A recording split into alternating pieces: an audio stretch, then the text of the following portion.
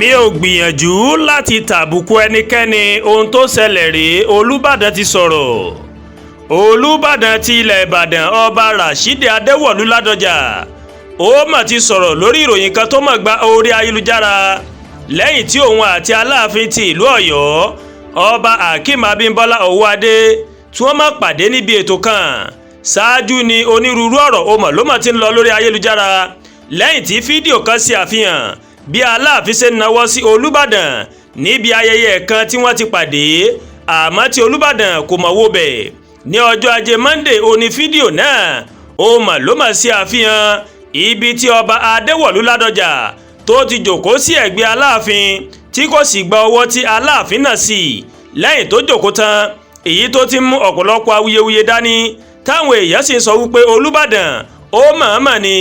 Àmọ́ Olubadan ti wá sọ̀rọ̀ lórí fídíò náà tó sì sọ pé kì í máa ṣe wípé òun mọ̀ọ́mọ̀ láti hu ìwà náà.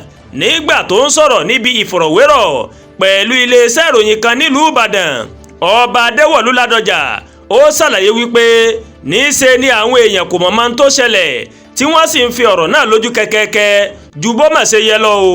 Ọba Ládọjà ní ètò ìjọba tí àwọn wà ń ló ṣokùnfà ìwà tí òun máa wù pé kì í máa ṣe wípé òun ṣe àfojúdi sí ẹnikẹ́ni. Olúbàdàn ṣàlàyé wípé ìlànà tí wọ́n gbé sílẹ̀ fún ìjókòó àti aago tí òun mà dé síbi ètò náà ó mà kópa nínú ìṣẹ̀lẹ̀ ọ̀hún nítorí wípé òun mà pẹ́ dé ètò àdúrà náà tóun sì fẹ́ jókòó jẹ́ kí o má bàa pín ìpàdé náà sí méjì. Olúbàdàn ní nígbà tí mo dé ibi ìpàdé àdúrà náà, àga ìjókòó mi ó wà láàrin Aláàfin ti ìlú Ọ̀yọ́ ọba Hakeem Abímbọ́lá Owóadé àti Ṣọ̀ún ti ilẹ̀ Ògbómọ̀ṣọ́ ọba Ghandi Afọlábí Ọláoyè. Nígbà tí màá fi kí gómìnà tán, gbogbo àwọn orí adé tó wà níbi ètò ọ̀hún ó ní wọ́n ti jókòó. Mò ń gbìyànjú láti jókòó jẹ́ níbi àga tí wọ́n pèsè fún mi kí wọ́n tó dá mi dúró nítorí ètò náà ó ti bẹ̀rẹ̀. Ó wòye pé àwọn fọ́nrán tó wà lórí ayélujára kò sí àfihàn òótọ́ o nípa ohun tó ṣẹlẹ̀ ní ọjọ́ náà nítorí wípé àwọn tó ń pè lórí ẹ̀rọ ayélujára gan òun ló fẹ́ dá wàhálà sílẹ̀. Mi ò rò wípé ìgbésẹ̀ mi ní ọjọ́ náà ó mú ẹnikẹ́ni bínú tàbí tàbùkù ẹnikẹ́ni. Ààfin Olúbàdàn ó ti ṣàlàyé ní kíkún bí ìṣẹ̀lẹ̀ náà bó ṣe wáyé.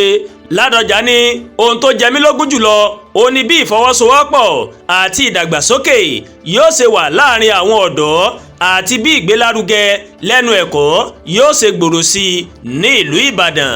Àdúràgbà Olúwatóyìn ló ń kàròyìn sí létí o láti kàn ní Ẹ̀yà Yorùbá World TV. Bẹ́ẹ̀ ṣe ń wò wá ẹ máa bá wa like, ẹ máa share, ẹ máa comment, ẹ má tún gbàgbé láti bá wa subscribe sórí YouTube channel wa kí wọ́n bá wa tẹ notification bell láti lè máa àwọn ètò wa lọ́kòjọ̀kan tó bá ti gorí ìkànnì yìí. Ẹ ṣé pọ̀ tẹ́ wo wa o, a kú iṣẹ́ látàárọ̀. Ọlọ́run Ọba Elédùmarè yóò gbàdúrà èmi àti yín o.